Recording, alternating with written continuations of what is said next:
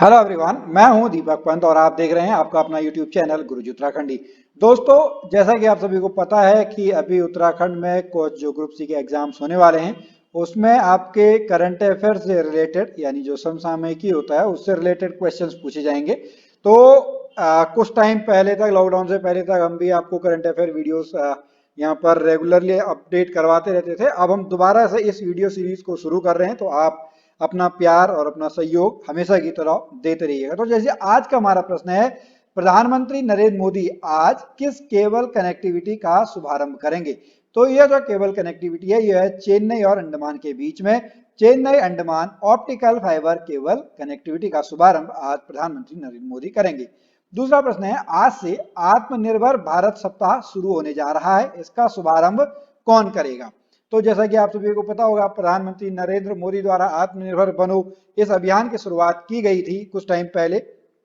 तो जो आज आत्मनिर्भर भारत सप्ताह शुरू हो रहा है, इसका जो शुभारंभ है वो हमारे माननीय रक्षा मंत्री श्री राजनाथ सिंह जी द्वारा होगा। तीसरा प्रश्न है, आईसीसी की ओर से जारी ताजा टेस्ट रैंकिंग में किन खिलाड़ियों को पहले 3 स्थान प्राप्त हुए? जी हाँ, स्टीव स्मिथ को पहला स्थान प्राप्त हुआ है, विराट कोहली को दूसरा स्थान प्राप्त हुआ है और केन विलियमसन को तीसरा स्थान प्राप्त हुआ है। दोस्तों, अब मैं चाहूंगा कि आप इनके देश के बारे में लिखें। स्टीव स्मिथ कहां से हैं? विराट कोहली सबको पता होगा, और केन विलियमसन ये किस देश से संबंध रखते हैं? आप इसको कमेंट बॉक्स में अगर लिखना चाहें तो आप लिख सकते हैं।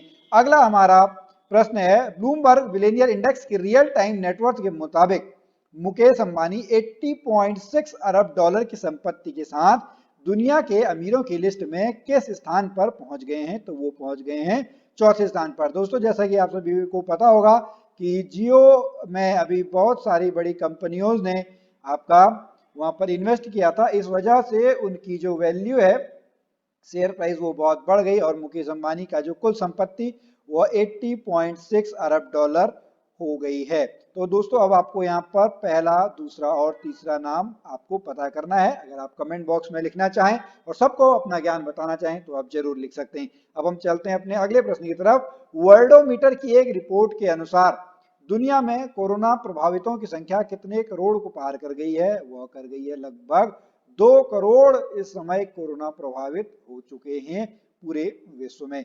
अगला प्रश्न है, कौन सा देश कोरोना की पहली वैक्सीन 12 अगस्त को पंजीकरण कराने जा रहा है? तो इस देश का नाम है रसिया।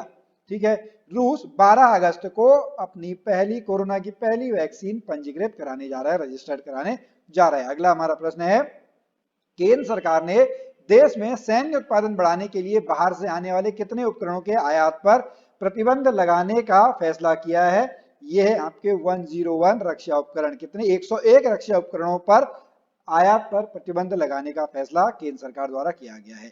अब हमारा अगला प्रश्न है, भारत में अब तक कोरोना वायरस से संक्रमितों की संख्या कितनी हो गई है? तो दोस्तों, यह संख्या है 22 लाख। ये डेटा चेंज होता रहता है, तो 22,15,075, जिसमें से 44,386 मौतें हो चुकी हैं। तो दोस्तों, इस समय आप सेव रहिए, जितना अपने आप को आप बचा सकें। घबराएं नहीं, आप घबराएं बिल्कुल भी नहीं, और इसका डट कर मुकाबला करना है। ठीक है, अब हम चलते हैं अगले प्रश्न की तरफ। दिल्ली पुलिस की साइबर सेल ने घृणा और अश्लीलता फैलाने वाली कितनी वेबसाइट और यूआरएल पर प्रतिबंध लगा दिया है? तो ये लगभग 500 वेबसाइट्स हैं जिन पर के दिल्ली पुलिस की साइबर सेल ने प्रतिबंध लगा दिया है। अगला हमारा प्रश्न है, ये इंपॉर्टेंट प्रश्न है, आगामी पेपरों में पूछा जा सकता है। आईसीसी ने 2021 टी20 वर्ल्ड कप की मेजबानी किस देश को सौंपी है? तो जी हाँ, ये भारतवर्ष को सौंपी है। अगला हमारा प्रश्न है, ये कुछ दिन पहले का था। प्रधानमंत्री नरेंद्र मोदी ने नई दिल्ली में किसका उद्घाटन किया? तो प्रधानमंत्री नरेंद्र मोदी ने राष्ट्रीय स्वच्छता केंद्र का नई दिल्ली में उद्घाटन किया। ये बहुत इंपॉर्टेंट प्रश्न है, ठीक है, इसको याद कर लीजिए। नया कैग के रूप में इसका फुल फॉर्म भी पूछा जाता है, कैग का कंट्रोलर। अब आपको बताना है, ठीक है, मैंने आपको बता दिया है। ठीक है, कंट्रोलर से स्टार्ट होता है। सीएजी का फुल फॉर्म अगर आप कमेंट बॉक्स में लिखना चाहें तो आप कमेंट बॉक्स में जरूर लिख सकते हैं। राष्ट्रपति रामनाथ कोविंद ने नए सीएजी के रूप में किसे शपथ दिलाई है? तो उनका नाम है गिरीश चंद्र मुर्मू। इससे पहले ये कहाँ के उपराज्यपाल थे, ये भी आपको बताना है। अगला हमारा प्रश्न है, जम्मू कश्मीर के नए उपराज्यपाल के रूप में किसे नियुक्त किया गया है? ये किया गया है मनोज सिन्हा जी को। अगला प्रश्न है, इंपैक्ट वुमेन अवार्ड के 9वें संस्करण में किसको प्रथम स्थान प्राप्त हुआ है? तो कली पुरी हैं, जिन्हें इंडियन इम्पैक्ट वुमेन अवार्ड के 9वें संस्करण में प्रथम स्थान प्राप्त हुआ है। अगला हमारा प्रश्न है, ये भी इंपॉर्टेंट है, ठीक है।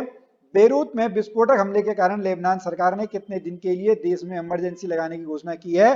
2 सप्ताह। इससे पहले मैंने हालांकि एक पोस्ट डाली थी जहां पर आपको बताया गया था अमोनियम नाइट्रेट में आपका क्या हुआ था, वहां पर विस्फोट हो गया था। अगला हमारा प्रश्न है, भारत के शीर्ष एकल टेनिस खिलाड़ियों सुमित नागल को किस टूर्नामेंट में सीधे जगह दी गई? तो यह है यूएस ओपन में, ठीक है।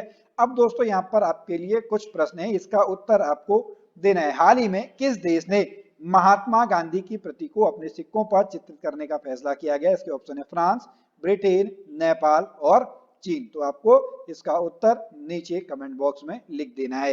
हमारा अगला प्रश्न है, विश्व संस्कृत दिवस 2020 निम्न में से किस दिवस को मनाया गया? 15 जुलाई को, 3 अगस्त को, 5 जून को, 2 अगस्त को। तो आपको इसका आंसर कमेंट बॉक्स में लिख देना है। हमारा आज का अंतिम प्रश्न है, हाल ही में किस राज्य में जल्द ही हिम तेंदुआ संरक्षण केंद्र स्थापित होगा? उत्तराखंड, पंजाब, झारखंड और कर्नाटक। तो दोस्तों आज का जो यह वीडियो है, करंट अफेयर वीडियो, यह यहीं पर समाप्त होता है और मैं चाहूंगा कि आप हमारे वीडियोस को अधिक से अधिक देखें, लाइक करें, वीडियोस को शेयर करें। हम आपकी सफलता तक आपके साथ हैं। मैं मिलता हूं आपसे अगली वीडियो में, तब तक के लिए जय भारत, जय उत्तराखंड।